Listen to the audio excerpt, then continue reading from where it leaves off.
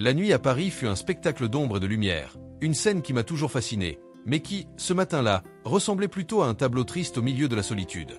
La légère brise emportait avec elle le parfum des croissants et du café frais, des arômes qui, ironiquement, ne parvenaient pas à réchauffer le froid qui me serrait le cœur. Moi, Julien, policier dévoué mais solitaire, parcourais les rues, plongé dans mes pensées, tandis que je regardais les lumières de la ville scintiller comme des étoiles dans un ciel noirci. Encore une nuit paisible, me murmurais-je en traversant la place des Vosges. Les rires lointains des jeunes qui s'amusent dans un bar voisin contrastaient avec le vide que je ressentais. J'aurais peut-être dû rester à la maison, pensais-je, mais le devoir parlait toujours plus fort. Tandis que je marchais, un bruit lointain attira mon attention. Un cri, fragile et désespéré, résonnait à travers les pierres de la place. Mon instinct de protecteur s'est manifesté. Je n'étais pas qu'un flic, j'étais un gardien de l'ordre, même si je me sentais souvent plutôt spectateur de la vie. J'ai suivi le son, le cœur battant, et j'ai vite trouvé sa source, un panier en osier oublié dans un coin sombre. Ce que j'ai vu m'a laissé paralysé. À l'intérieur du panier, un bébé noir, enveloppé dans une couverture déchirée, pleurait avec une tristesse qui semblait traverser le temps. La vue de ses petites mains qui se débattaient, cherchant du réconfort, m'a frappé comme un coup de poing dans le ventre. « Oh, mon Dieu !» murmurai-je en m'accroupissant rapidement à côté de lui. « Comment es-tu arrivé là ?» Les pleurs du bébé ont augmenté, et sans y réfléchir à deux fois, je l'ai enveloppé dans mes bras. La chaleur de son petit corps contre ma poitrine apporta une vague d'émotion que je ne m'attendais pas à ressentir. « Ne t'inquiète pas, petit », dit-il pour essayer de le calmer. « Je suis là. Je prendrai soin de toi. » Son regard, toujours aussi innocent et sans comprendre le monde, m'a fait ressentir un élan de protection que je n'avais jamais ressenti. Je me suis promis de faire tout ce que je pourrais pour le protéger. C'était comme si, à ce moment-là, un dessein renaissait en moi, une étincelle d'espoir au milieu des ténèbres. « Tu n'as plus besoin de pleurer », continuai-je en enroulant mon manteau autour de lui. « Je m'appelle Julien et maintenant nous sommes une équipe. » J'ai regardé autour de moi, comme si je m'attendais à ce que quelqu'un apparaisse pour m'aider, mais la place était vide et la ville était silencieuse. Le bébé a arrêté de pleurer et m'a regardé avec ses grands yeux pleins de vie et de questions qu'on ne pouvait pas encore poser. « Comment t'appelles-tu, ma belle ?» ai-je demandé, même si je savais que je n'obtiendrais pas de réponse. « Découvrons ensemble. » C'était un moment surréaliste, mais tout à coup, tout a pris un sens. La solitude que je portais s'est dissipée, remplacée par une connexion inexplicable avec ce petit être. Vous savez, même si je me sentais seul, j'ai toujours su qu'il y avait quelque chose de plus pour moi, avouai-je à voix basse, comme si je partageais un secret. Et maintenant tu es là. C'est comme si le destin me donnait une seconde chance. Tandis que je le tenais, une nouvelle détermination m'envahit. Je ne savais pas ce que l'avenir me réservait, mais une chose était sûre, ce bébé ne serait pas seulement une rencontre inattendue, il deviendrait la raison de mon combat, la lumière dans mes ténèbres. Sortons d'ici et trouvons un endroit sûr, dis-je en me levant et en regardant autour de moi, déterminé à faire tout ce qui était nécessaire. La ville de Paris, avec sa beauté et ses défis, semblait plus dynamique que jamais. Et, en marchant avec le petit dans les bras, j'ai réalisé que peut-être la vie me présentait une nouvelle mission et j'étais prête à l'accepter. La vie avec Malik était, pour moi, un nouveau départ. Après l'adoption, j'avais l'impression qu'un nouveau chapitre s'ouvrait dans mon existence, et chaque jour que je passais avec lui était une nouvelle page pleine de possibilités. Malik n'était pas seulement un bébé que j'avais trouvé dans un panier en osier. Il était la raison pour laquelle je me levais chaque jour, la lumière qui éclairait mon chemin au milieu de la solitude qui m'accompagnait tant avant son arrivée. Les premiers mois ont été difficiles mais incroyablement enrichissants. Malik a grandi en bonne santé et plein de curiosité. C'était fascinant de voir à quel point son petit visage s'illuminait alors qu'elle découvrait le monde qui nous entourait. Un jour, alors que nous explorions le parc près de chez nous, il s'est tourné vers moi avec ses grands yeux curieux et m'a demandé « Papa, pourquoi l'herbe est-elle verte ?» J'ai ri, surpris par la profondeur de la question. Eh bien, Malik, l'herbe est verte parce qu'elle contient un pigment appelé chlorophylle. C'est ce qui aide les plantes à produire de la nourriture en utilisant la lumière du soleil. Malik regardait l'herbe, comme s'il essayait de déchiffrer une grande énigme. « Alors si je mange de l'herbe, je deviendrai vert aussi ?» dit-il avec un sourire malicieux. « Oh, je ne recommande pas d'essayer ça. » J'ai ri en secouant la tête. « Mais tu peux manger des épinards, c'est vert et très sain. » Ces moments étaient précieux et je les gardais au plus profond de mon cœur. Cependant, à mesure que Malik grandissait, la vie présentait ses défis. J'ai toujours eu du mal à concilier mon travail de policier avec la responsabilité d'être père. Les factures n'ont jamais cessé d'arriver et la pression s'est accumulée. Je me souviens d'un soir où je suis rentré à la maison épuisé, pour trouver Malik en train de dessiner sur le sol du salon, ses petites mains couvertes de craie. « Papa, Regardez, j'ai fait un dessin de nous deux. S'est-il exclamé en brandissant un papier plein de couleurs. Mon cœur a fondu. Comment ai-je pu être si fatigué alors qu'il m'offrait tant de joie? C'est incroyable, Malik, dis-je en m'agenouillant à côté de lui. Vous êtes un artiste. Pensez-vous que je pourrais être célèbre un jour? Demanda-t-il, les yeux brillants d'espoir. Bien sûr. Tu peux être ce que tu veux, mon fils. Suivez simplement votre cœur et n'abandonnez jamais. Le temps passait et chaque jour devenait une danse entre défis et petites victoires. Mais un jour ensoleillé, alors que nous jouions au ballon dans le parc, quelque chose a changé. J'entendais au loin les murmures d'autres parents.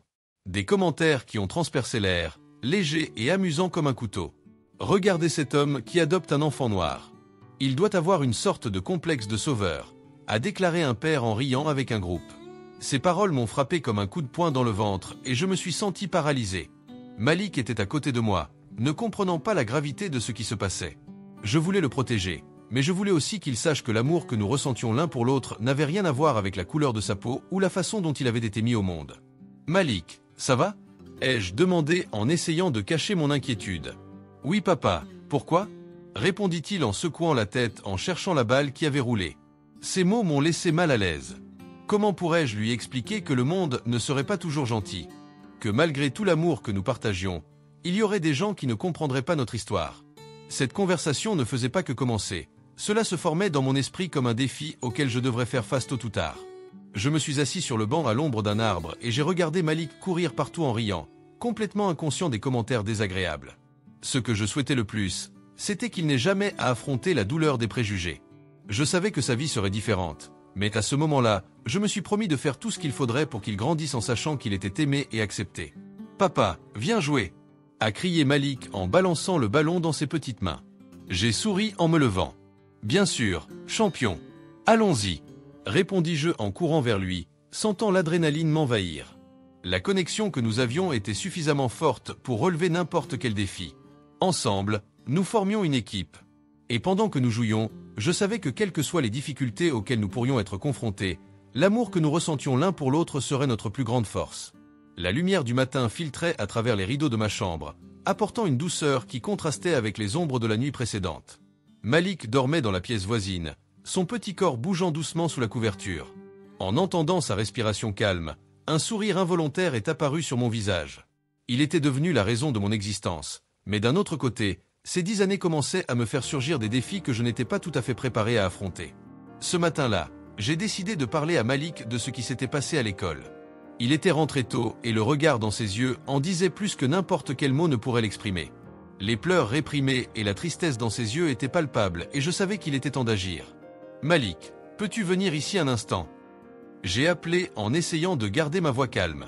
Il apparut sur le seuil, hésitant, les yeux baissés. « Que s'est-il passé, papa ?» demanda-t-il, l'insécurité évidente dans sa voix. « Je veux que tu t'assoies avec moi un moment, répondis-je en désignant le canapé. Nous devons parler de l'école. Son expression s'assombrit un peu, et je savais que ce que j'avais à dire ne serait pas facile. Nous nous sommes assis côte à côte et j'ai pris une profonde inspiration avant de commencer. J'ai entendu ce qui s'est passé hier. Certains enfants vous ont dit des choses cruelles. Malik se mordit la lèvre, les yeux remplis de larmes. Vous devez savoir que ce n'est pas de votre faute. Ce qu'ils ont dit est faux, et je veux que vous sachiez que vous êtes aimé, tel que vous l'êtes. Mais pourquoi font-ils ça, papa ? Demanda-t-il d'une voix brisée. Pourquoi ne peux-tu pas me laisser tranquille ? Le désespoir suscité par sa question m'a frappé comme un coup de poing dans le ventre. Malheureusement, certaines personnes ne comprennent pas ce que signifie être différent. Ils ont peur de ce qu'ils ne connaissent pas, ai-je expliqué en essayant d'être aussi honnête que possible. Mais Malik, tu es fort. Je veux que vous sachiez que la vraie force réside dans le fait d'être qui vous êtes et de ne pas vous laisser abattre par les paroles des autres. Il m'a regardé, ses yeux brillants d'un mélange de douleur et d'espoir. Mais c'est dur, papa. Parfois, je veux juste qu'il m'accepte. Je comprends, mon fils. Et je serai toujours là pour toi. Quoi qu'il arrive, tu as un père qui t'aime profondément, le rassurai-je en l'enveloppant dans une étreinte serrée. J'ai senti son corps se détendre contre moi et pendant un instant, la douleur m'a semblé un peu plus supportable. Après cette conversation, j'ai décidé qu'il était temps d'être proactif. Malik avait besoin de savoir qu'il n'était pas seul dans ce combat. Faisons un plan, Malik. Parlons-en à ton professeur. Nous devons nous assurer que tout le monde à l'école comprend que le respect doit être la priorité, ai-je suggéré. Pensez-vous qu'ils écouteront? Demanda Malik, un peu hésitant. Je l'espère. Mais s'ils n'écoutent pas, nous trouverons un autre moyen de les amener à écouter. Tu n'es pas seulement mon fils, vous êtes une personne précieuse et méritez le respect. La détermination dans ma voix semblait l'encourager et j'ai vu une étincelle d'espoir dans ses yeux. Les jours suivants furent marqués par une nouvelle routine, où l'école et la conversation avec le professeur devenaient une priorité. Ce vendredi-là, Malik et moi étions assis en face du professeur, qui semblait attentif à nos préoccupations. J'ai parlé de ce qui se passait, du racisme et de la nécessité d'un environnement scolaire plus inclusif. Malik, à côté de moi, regardait le professeur avec un mélange de nervosité et de courage. Je pense qu'il est important que les enfants apprennent la diversité et l'acceptation, a déclaré l'enseignant en écrivant le tout. Travaillons ensemble pour créer un environnement où chacun se sent en sécurité. J'ai quitté l'école avec Malik, un peu plus léger. Ça a vu? Nous faisons une différence, ai-je commenté en lui tapotant le dos. Il a souri et pour la première fois depuis des jours, j'ai vu une lueur d'espoir sur son visage. Au cours des semaines suivantes, je me suis impliqué de plus en plus dans sa vie scolaire, assistant à des réunions et discutant avec d'autres parents. Chaque pas que nous faisions ensemble nous rappelait le chemin parcouru depuis le jour où je l'ai trouvé dans le panier en osier. Le combat ne faisait que commencer, mais je savais que tant que nous étions ensemble, nous pourrions affronter n'importe quelle tempête que le monde nous lancerait. Malik était plus que mon fils, il était ma motivation, ma raison pour lutter contre l'injustice qui persistait encore dans notre société. La tension régnait dans l'air alors que j'étais assis dans le bureau du directeur de l'école de Malik, un endroit qui autrefois semblait sûr et accueillant mais qui dégageait désormais un air d'hostilité voilée. La lumière fluorescente au-dessus de moi vacillait nerveusement, comme si elle aussi était nerveuse à cause de la conversation qui était sur le point d'avoir lieu. Les visages des parents des garçons qui avaient agressé Malik étaient un mélange de dédain et d'indifférence. Je pouvais sentir la colère bouillonner en moi, mais je savais que je devais rester calme. Mon fils est blessé, à la fois physiquement et émotionnellement, ai-je commencé en essayant de garder ma voix ferme. Et je suis là pour que ça s'arrête. L'un des parents, un homme costaud à l'expression arrogante, croisa les bras et laissa échapper un rire sarcastique. Les enfants sont des enfants, n'est-ce pas? Ils se battent, ils se disputent. Cela fait partie de la vie. Votre enfant doit s'y habituer. Ces mots ont été comme un coup de couteau dans mon cœur. Ce n'est pas que ça, répondis-je, essayant de contrôler la frustration qui menaçait de s'échapper. Ce qui est arrivé à Malik n'était pas seulement une bagarre. C'était du racisme. Il ne devrait pas avoir à endurer ça à l'école. Le réalisateur, un homme d'âge moyen au regard fatigué, est intervenu. Julien, je comprends votre inquiétude. Mais nous devons être réalistes. Nous ne pouvons pas contrôler ce que disent ou font les enfants. Ce que nous pouvons faire, c'est essayer de leur apprendre à se respecter. La tension s'est intensifiée et le sentiment d'impuissance m'a consumé. Insaner. Et qu'avez-vous fait jusqu'à présent? Parce qu'honnêtement, on a l'impression que rien n'a été fait. Les mots résonnèrent dans la pièce et le silence qui suivit fut pesant. J'étais épuisé, pas seulement physiquement mais émotionnellement. Malik méritait un environnement sûr, un endroit où il pourrait apprendre et grandir sans crainte. Ce que j'ai vu devant moi était un mur d'indifférence. Désillusionné, j'ai quitté l'école le cœur lourd. En me promenant dans les rues de Paris, j'ai regardé les visages des gens autour de moi. La ville qui me paraissait autrefois pleine de vie et de joie me semblait désormais oppressante. L'injustice à laquelle Malik était confronté n'était pas seulement son problème, c'était un problème dans notre société. Il était temps d'agir. Au cours des jours suivants, j'ai commencé à rassembler des gens de la communauté, des amis, des voisins et même des inconnus qui partageaient la même indignation. Nous avons organisé une réunion dans un centre communautaire local, et dès notre entrée, l'atmosphère était pleine d'énergie. J'étais nerveux, mais en même temps, une vague d'espoir m'enveloppait. Merci d'être ici, ai-je commencé en regardant chaque visage dans la foule. Nous sommes ici parce que nous devons nous battre pour nos enfants. Nous devons nous assurer qu'ils grandissent dans un environnement où ils sont acceptés et respectés, quelle que soit la couleur de leur peau. Une femme dans le public, Claire, a levé la main. Je suis enseignant et je vois du racisme tous les jours dans les écoles. Nous ne pouvons pas laisser cela continuer. D'autres voix se sont jointes à la conversation et j'ai vite réalisé qu'il y avait quelque chose de spécial qui se préparait. Ensemble, nous avons décidé d'organiser des événements pour promouvoir l'inclusion et l'égalité. Claire s'est démarquée comme une leader naturelle, sa passion et sa détermination illuminant la pièce. Créons un festival de la diversité, propose Claire. Nous pouvons inviter différentes cultures, promouvoir les arts, la cuisine, la musique. Montrons que nous sommes plus forts ensemble. L'idée a suscité de l'enthousiasme et, très vite, nous avons tous été impliqués dans l'organisation. Le sentiment d'unité et de détermination était contagieux. Au fur et à mesure que nous travaillions sur le festival, le lien entre nous tous s'est développé. Je savais que je faisais quelque chose de significatif, quelque chose qui pourrait faire une différence dans la vie de Malik et de nombreux autres enfants. Le combat était loin d'être facile, mais maintenant je n'étais plus seul. À chaque pas que nous faisions, l'espoir d'un avenir meilleur pour Malik et tous nos enfants devenait plus palpable. En regardant la ville qui m'avait accueilli et mis au défi, j'ai senti que la vraie beauté de Paris ne résidait pas seulement dans ses lumières, mais dans la force de sa communauté. Et là, au milieu de cette lutte, j'ai réalisé que la vie de Malik et la mienne étaient inextricablement liées dans une histoire d'amour, de résistance et de transformation. La nuit à Paris était devenue pour moi un décor habituel, mais chaque jour, la beauté de la ville se mêlait à l'ombre de l'inquiétude qui commençait à s'installer dans mon cœur. Malik était sur le point d'avoir 13 ans et avec cela, de nouveaux défis se présentaient. Je savais que l'adolescence n'était pas une phase facile, surtout pour lui, car il avait déjà affronté tant de choses dans sa vie. En regardant le garçon jouer avec ses amis dans le parc, je ne pouvais m'empêcher de ressentir le poids de la responsabilité. Le monde semblait souvent cruel, et je me demandais si je pouvais le protéger de tout le mal qui pouvait survenir. Lors d'une des réunions du groupe qu'il avait constitué, l'ambiance était tendue mais pleine d'espoir. Nous discutions de stratégies pour promouvoir l'inclusion et l'égalité lorsque, tout à coup, une enveloppe brune a attiré mon attention.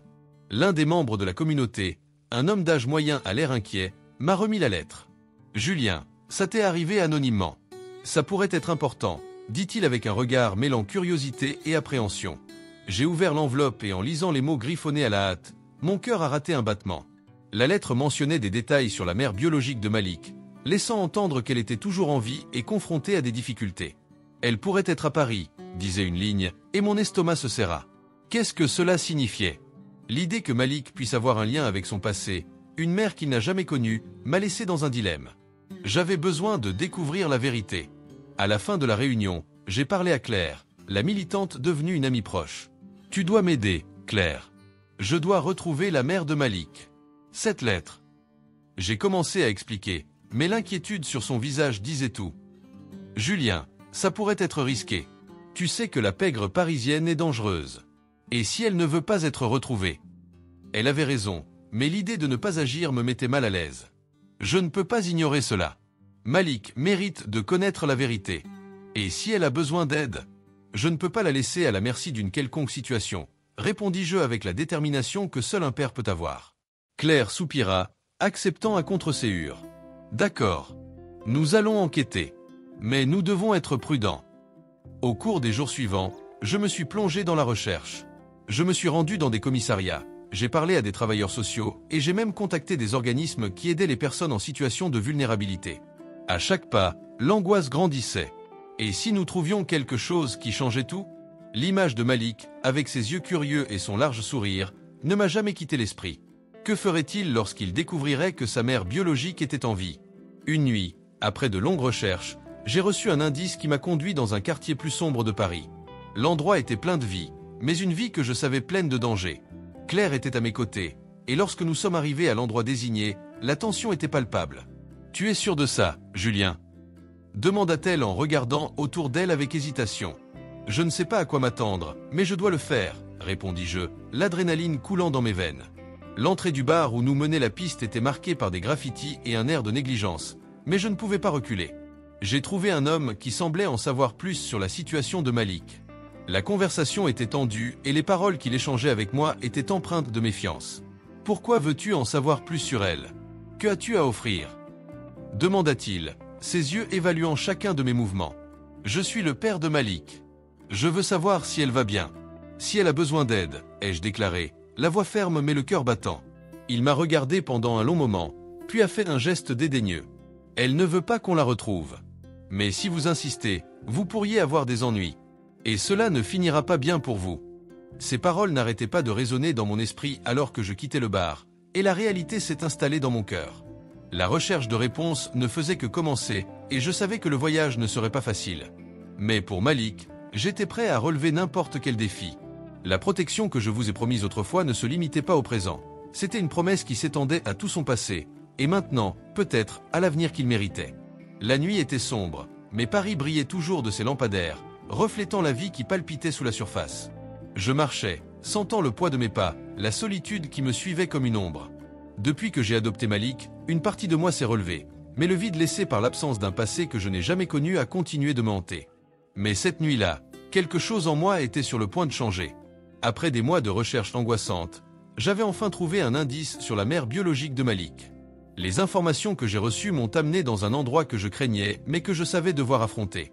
Les rues étaient sombres et la présence des groupes qui dominaient le quartier était palpable. Je ne pouvais pas laisser la peur me consumer. La vie de mon fils était en jeu. Es-tu sûr que c'est ici ?